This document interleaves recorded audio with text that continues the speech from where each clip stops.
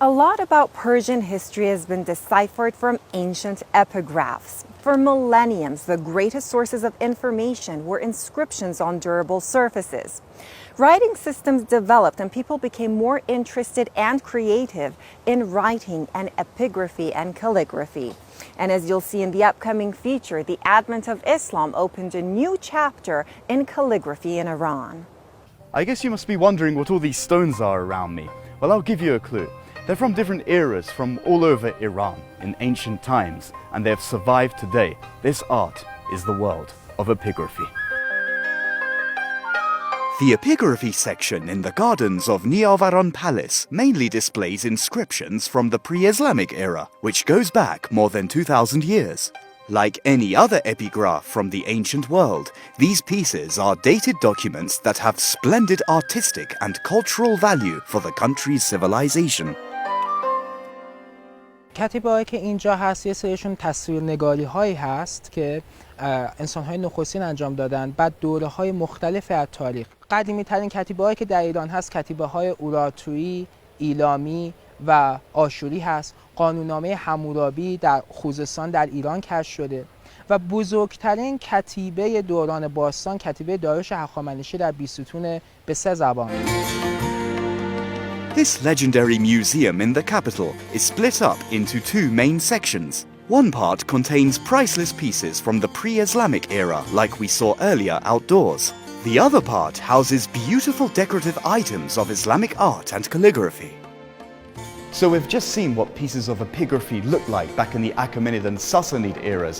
To find out more about how it evolved, we've just walked into Iran's National Museum, where we're looking at fine pieces of art from the 14th century. Islamic calligraphy and inscriptions varied in style as each Persian dynasty passed. The National Museum has divided the time zones into different halls. In one department, you'll have works from an earlier era, like the Seljuk. In another, you'll see pieces from the Safavid rule.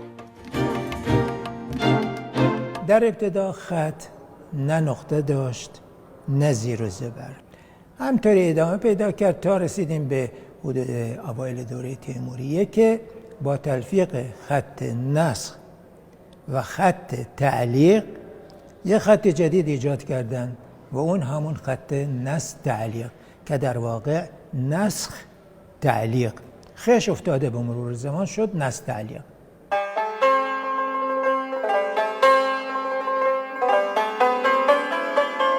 From the 9th century Kufic writing to Thuluth and Muhaqqaq, Persian Islamic calligraphy became more elegant and popular with a style known as nastaliq.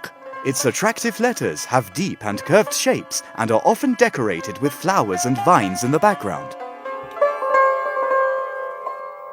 تاریخچه خطاطی از میرعلی هروی در 500 سال گذشته ایشون رو نستعلیق را اصلا این شخصیت بزرگ ابداع کرد.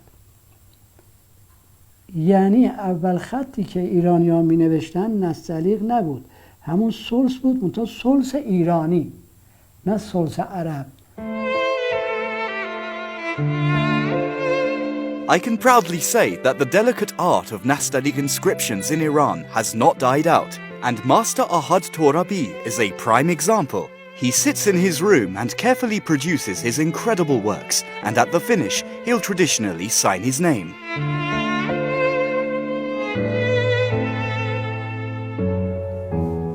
So epigraphy and calligraphy survived throughout the ages, and we eventually reached the Islamic era, where beautiful writing like nastaliq is being performed, and these inscriptions are being sent off to mosques.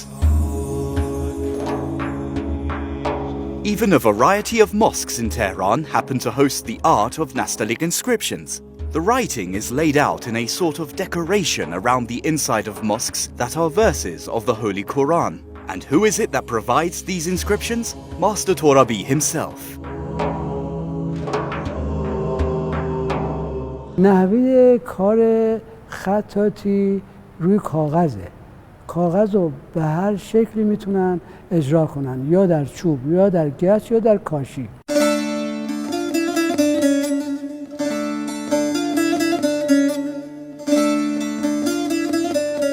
So So we've just visited a very famous religious location known as Imamzadeh Saleh. And Mr. Torabi, that calligrapher you saw earlier, well, that's his work up there on the white inscription.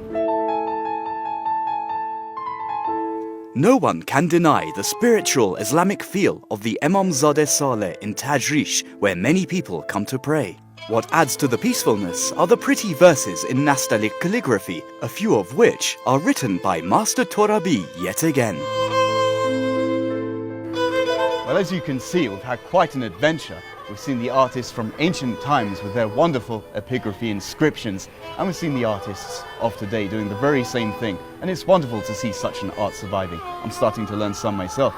Well, you can guess what my inscription says. It reads, Samson sees for Iran.